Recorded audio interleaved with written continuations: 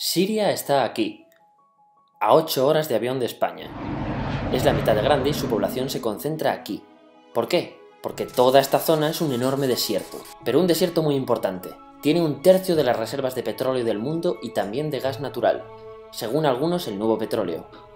Para sacarlo de aquí y llevarlo a Europa, hay que rodear toda esta península y salir por el canal de Suez.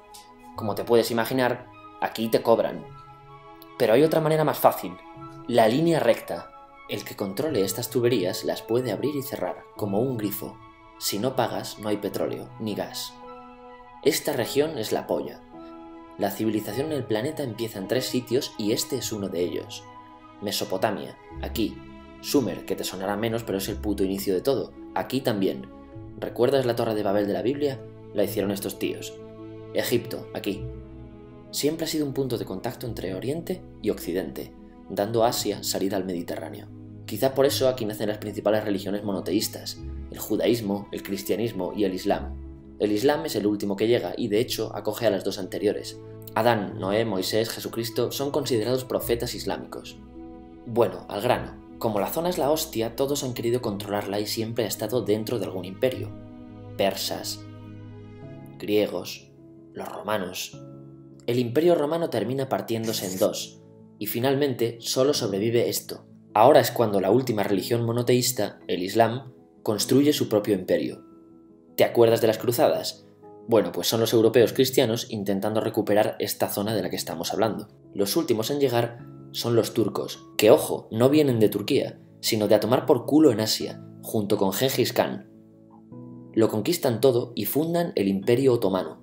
El Imperio Otomano se queda ahí hasta la Primera Guerra Mundial, 600 años. Cuando acaba la Primera Guerra Mundial, aparecen pequeños países donde antes estaba el Imperio Otomano, y por primera vez vemos a Siria en un mapa. Hasta ahora la habíamos dibujado para no perdernos. ¿Y quién se inventa esos países? Lo que te voy a contar es alto secreto. Bueno, lo era en 1916.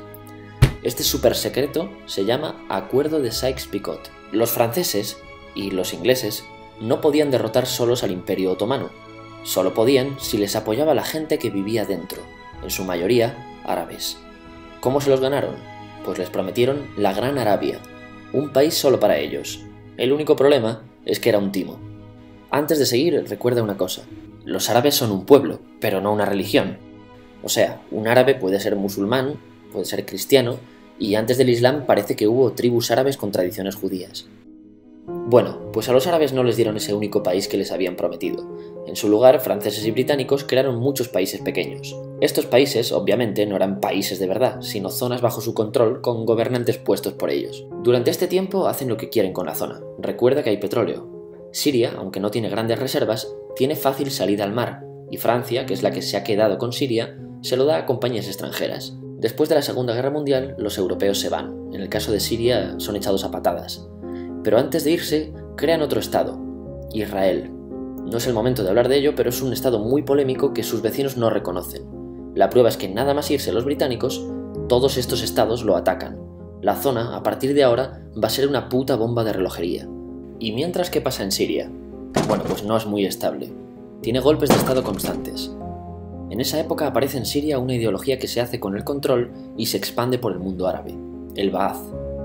Esta ideología mezcla el antiguo sueño de una sola nación árabe con ideas socialistas. Y algo muy importante, es laica, o sea que no es religiosa. Siria se llega a unir con Egipto, un país con el que no tiene frontera. Pero no es algo raro, muchos de estos países intentan hacerlo también.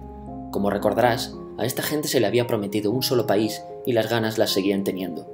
Pero la unión falla. En este tiempo Egipto les convence para nacionalizar el petróleo. En Siria, Al-Assad, el padre del Assad de ahora, se convierte en jefe del estado Ba'ath. En Irak, también Ba'ath, comienza a ganar fuerzas Saddam Hussein.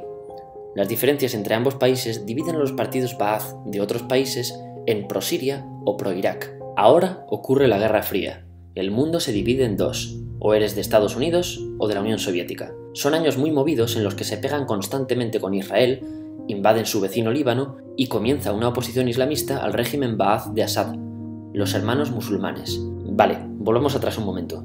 Recuerdas que la mayoría de árabes eran musulmanes, ¿verdad? Pues dentro de los musulmanes hay 2 ramas fundamentales, los suníes, la mayoría, y los chiíes. En el caso de Siria, a pesar de ser un estado laico, los gobernantes como Assad y jefes militares eran chiíes, los cuales representan menos del 13%. En cambio, casi el 70% de la población es suní. Un dato curioso es que los cristianos son casi el 10%. Que los chiíes controlen el gobierno y el ejército mosquea a la población suní, y este sentimiento es aprovechado por los hermanos musulmanes, islamistas radicales suníes.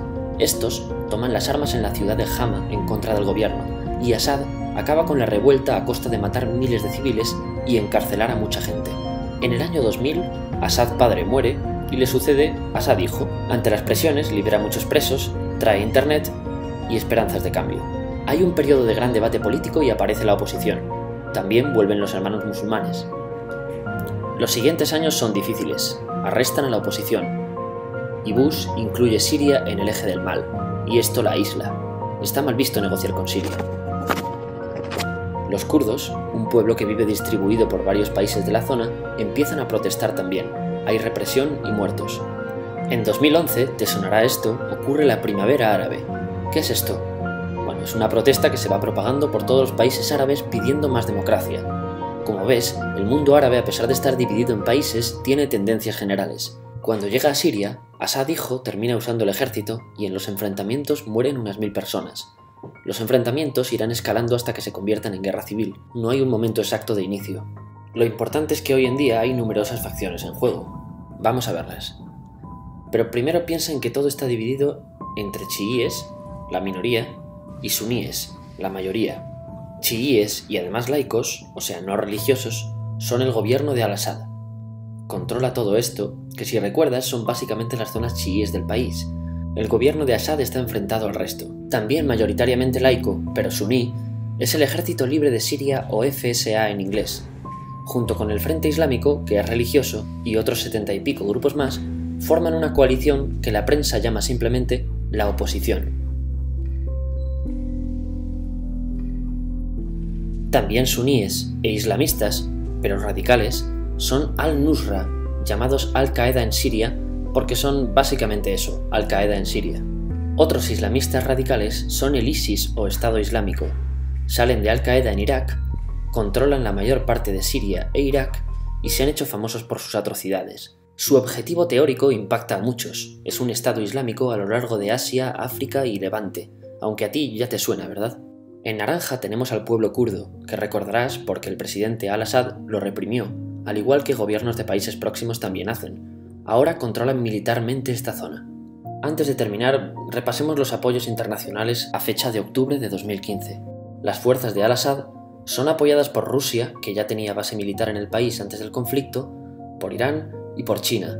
Todos son países de lo que Europa llama Oriente. En contra de Assad, apoyando a la llamada oposición, luchan Estados Unidos, Turquía, Francia, Gran Bretaña y Arabia Saudí. Podemos terminar con algunas conclusiones. Te advierto que esto ya es pura opinión. Si recapitulamos, vemos que la región es estratégica. Por su situación privilegiada, todos la quieren. Siria siempre ha estado bajo el paraguas de grandes imperios. Piensa que hace 100 años la actual Francia era Francia, Gran Bretaña era Gran Bretaña, pero es que hace 200 también, y hace 300 también, y hace 400 también. En cambio, Siria solo es Siria desde hace menos de 100 años, y solo se gobierna a sí misma desde hace poco más de 50. Además, jamás decidieron sus fronteras, se las impusieron. Europa divide Oriente Medio a su antojo para controlarlo, diseñando países sin tener en cuenta su población. Muchos historiadores dicen que todo pueblo tiene la necesidad de manejar su propio destino, pero estos ingredientes que hemos visto juegan en contra de proyectos como la Siria Ba'ath, que encima usa la represión para mantenerse. En última instancia, producen una guerra civil. En este contexto no es extraño que aparezcan actores que se alimenten de la desesperación, el sentimiento suní de opresión y la visión de Occidente como invasor. ISIS usa la identidad árabe y la mitología de antiguos imperios. Cuando quieras entender el presente, pregúntate: ¿y el pasado?